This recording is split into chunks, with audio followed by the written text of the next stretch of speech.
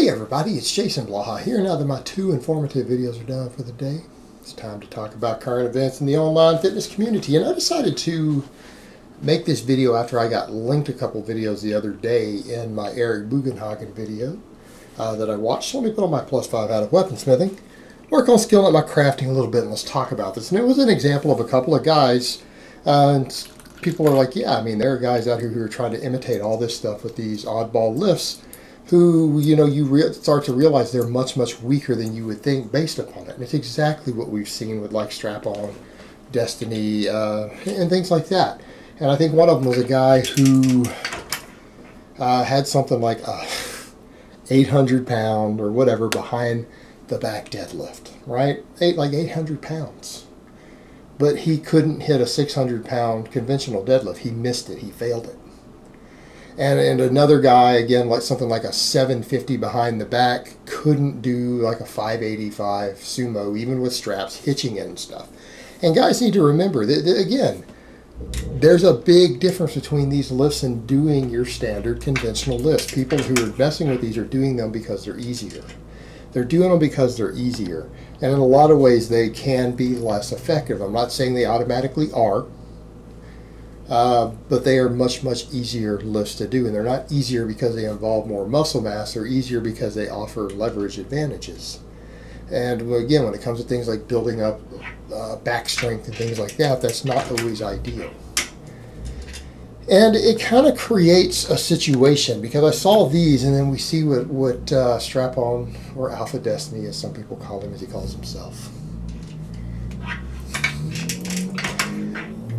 They see this of what he does and they want to imitate it. And the problem is that you've got guys who are doing all of this stuff either to show off or to imitate it, and not understanding that what Alex is teaching isn't backed by strength coaches. It's not backed by the research. It's not backed by the science. He tries to loosely base all this wide variety of exercises off the West Side Conjugate method. I can tell you right now that if Louis Simmons heard that and saw what he was doing, he would rip him a new one. He would rip him a new one. And there are other coaches out there who I've heard who think his methods are ridiculous and make fun of him and say that people shouldn't listen to him. I mean, a perfect one I heard the other day listening to a Q&A with Dr. Jordan Feigenbaum. Didn't have much nice to say about it also. He gave like a 20-second answer when someone asked him a question. He's like, well, you shouldn't listen to it because, well, it's AlphaDestiny. You know, it's, keep in mind, that's a legitimately strong dude. He's a medical doctor who, you know, starting strength coach and everything. But that guy is very, very strong. You're talking about a guy who was squatting 500 pounds for reps while doing his residency, working 60 to 80 hours a week doing his residency for his doctoral stuff. And still managed to get his strength levels there. So, again, talking about a high-level competitor and coach who's even like, this is nonsense. It's absolute nonsense. And I'll get into some of that in a second as to what's going on with that. But the whole problem with this is that it's based upon you need these dozens and dozens of different exercises. And people need to understand, West Side Conjugate method is intended for very advanced lifters who are using drugs who plan on competing in equipped lifting. And now if you fall into that category, all 3 of those categories, you know what? It's a very, very effective system. All right, it's a very effective system. I think it kind of, again, the records stand for themselves. The number of top-level lifters in that environment it produces is there. The problem with this whole exercise selection thing is number one, the lack of specificity. But number 2, it's not necessary for people who haven't built an enormous strength base to have a high exercise selection.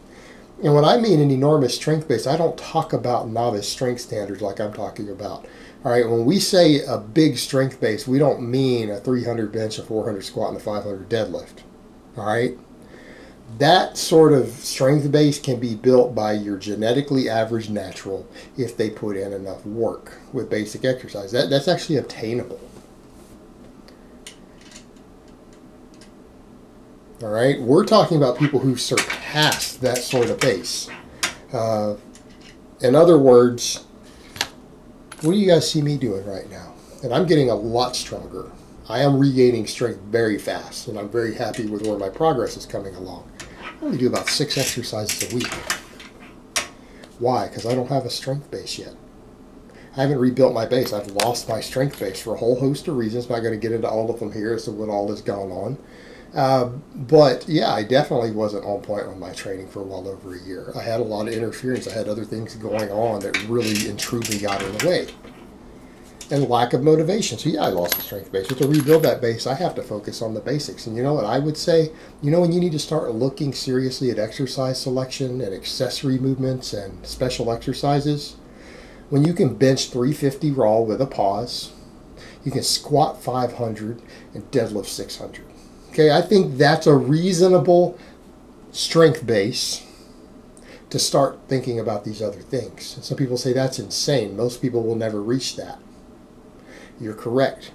Less than 1% of lifters ever need to put much effort into special exercises and exercise variation and accessories and things like that. It's just not necessary. In fact, it can be counterproductive. It can be counterproductive. In other words, what you see a lot of the best coaches out there who will tell you, for people who aren't going to go lift with equipment, you want a bigger bench press, do more bench pressing. Do more pause benching. There you go. You don't need bands, you don't need chains, you don't need slingshots, you don't need partials. In fact, those are going to carry over less than just doing more pause benching. You know, maybe some incline bench, overhead press, and maybe some tricep work. Okay, maybe. Depending on where you're at. Definitely overhead press. You don't need a bunch of accessories to get there. And you know what? You get to a 350 pause bench, you're going to have pretty big chest, pretty big triceps. But you don't build the same strength base off all this other stuff. You need to understand full range of motion exercises that involve the most muscle mass are what are going to make you the strongest. Deadlifts are harder. They're full range of motion. They involve more back than some of these other exercises because it has a leverage disadvantage. It's harder to do than a rack pull. It's harder to do than a behind the back deadlift. It builds more strength and muscle mass.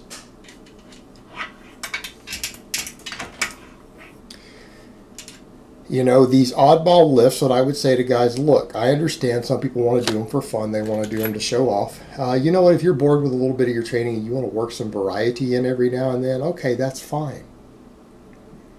But you need to understand that you are doing it to work in a little variety. You're not doing it because it's necessarily going to help you. And this what we're seeing with a lot of these guys is the perfect examples. These are show-off lifts.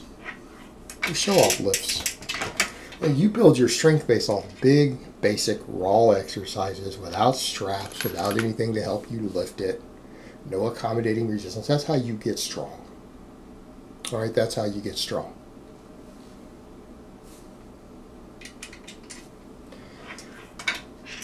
And the thing is that a lot of it, I think guys want to do this to show off for the same reason that I know strap-on does it. Because they're not confident. You know, I just did a video this morning talking about how real strength training builds confidence. It builds confidence. And failing builds confidence. You know what? Going and competing in a meet and attempting to lift a weight, having the balls to attempt to lift a weight in front of people that you don't know that you can lift, you're not sure if you can lift, and to fail it in front of a bunch of people, you guys have seen me do that on camera. I've been stapled a couple times on camera at powerlifting meet under a squat, haven't I? People made memes about it, but you know what? Builds a sense of self-worth. And if you haven't done that, you're not going to understand that. Strength training builds confidence. And what we're seeing with a lot of this is a lack of confidence. That's exactly what it is. A lot of people have come in and said, yeah, you know, they're almost saying this, so they almost feel that Strap-on's a fake natty because he's so fake with his lifts. And not just with the exercises.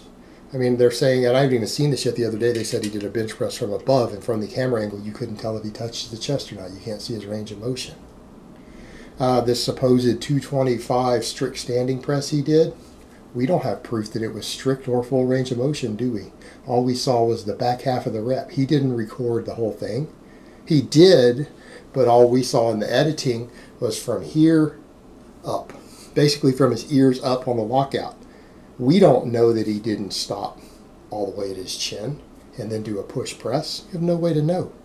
And he's not confident enough to put the footage up, the original footage. It's not there. Why? Guy's not confident enough to just walk up and do a conventional deadlift. And then claims stuff like, well, conventional deadlifts want to make me kill myself. Are you serious?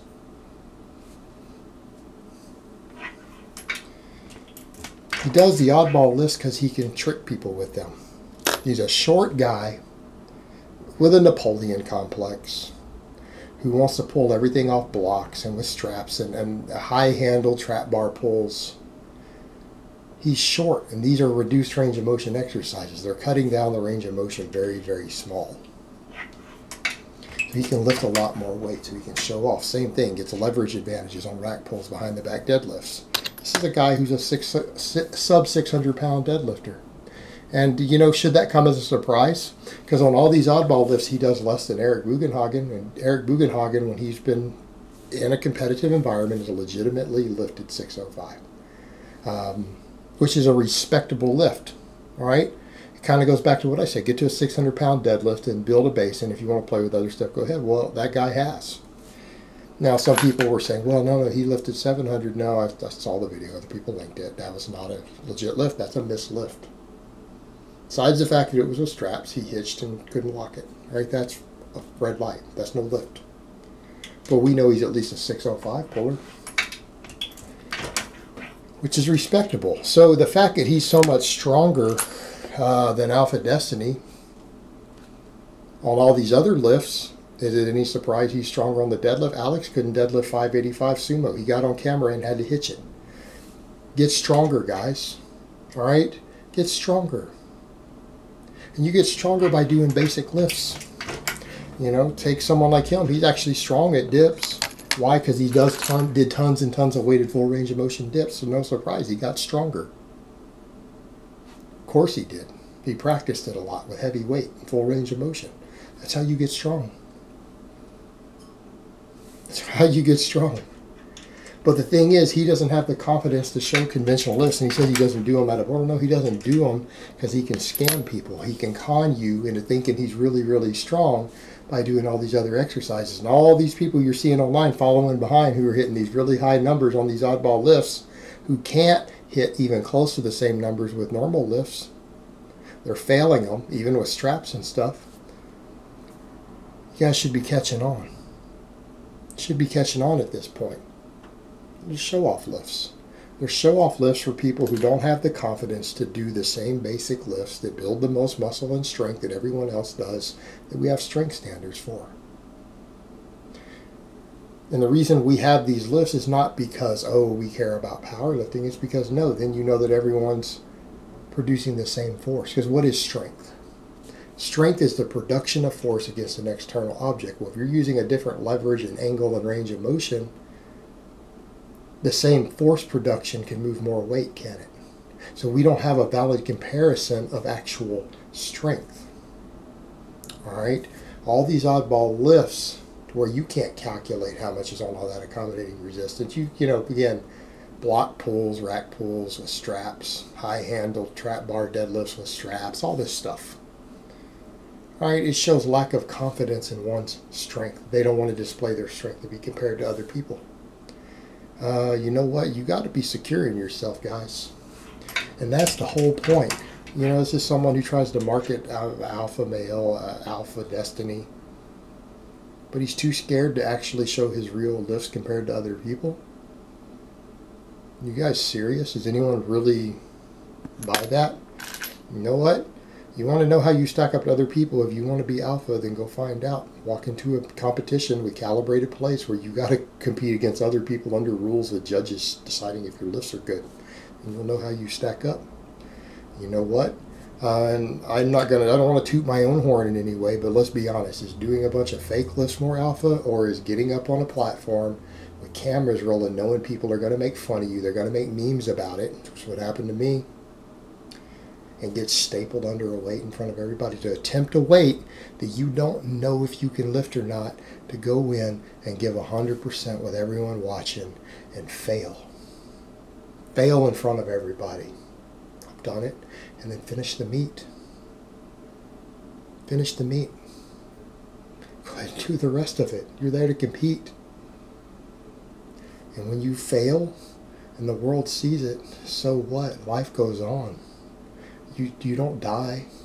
You don't die from failing a lift. Well, if the spotters save you, at least. You don't die. Everyone sees you fail, but at least you came in and you gave it your best. You give everything that you have in a real environment, calibrated weights where everybody knows if your lift is good or not. All right? That's being secure. And it's a learning experience, and it will try you, and it will teach you things about yourself. It'll teach you things about yourself to jump in and actually have to compete in a strength sport. I'm going to limb and say that's alpha.